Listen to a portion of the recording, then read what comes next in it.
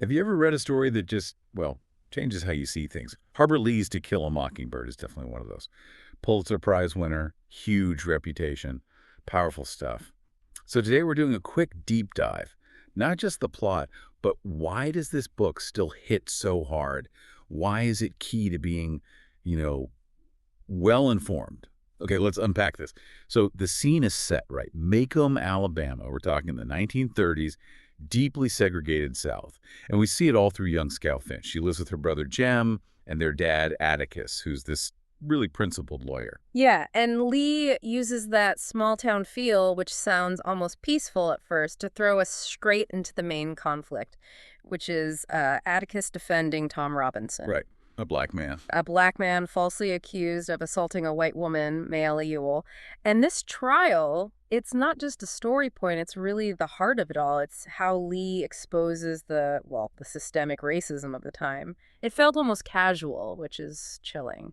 And you see Scout and Jem grappling with these really harsh truths as the trial goes on. So for you, what's the biggest thing Lee wants us to get from their viewpoint?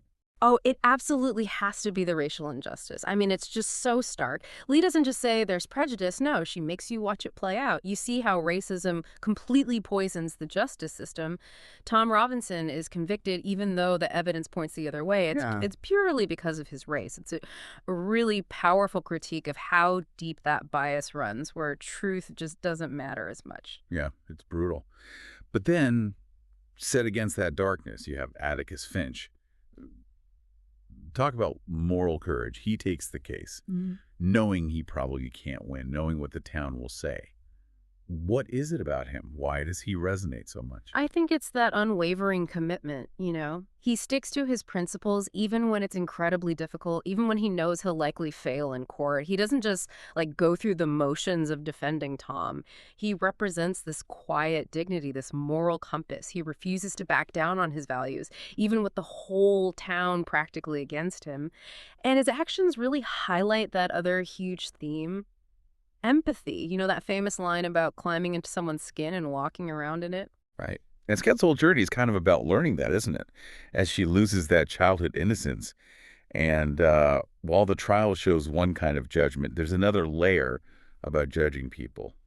I'm thinking of Boo Radley here. Yes, exactly. Boo Radley, he's such a fascinating part of it because he completely flips that idea of judging based on rumors or, what people look like on the outside. Everyone's scared of him. He's this local myth, basically. But in the end, he shows incredible kindness. He's protective. He's the ultimate lesson in not judging a book by its cover, finding goodness where you least expect it. So bringing it all together, what does this mean for us now? It's still taught everywhere. It's a cornerstone of American lit.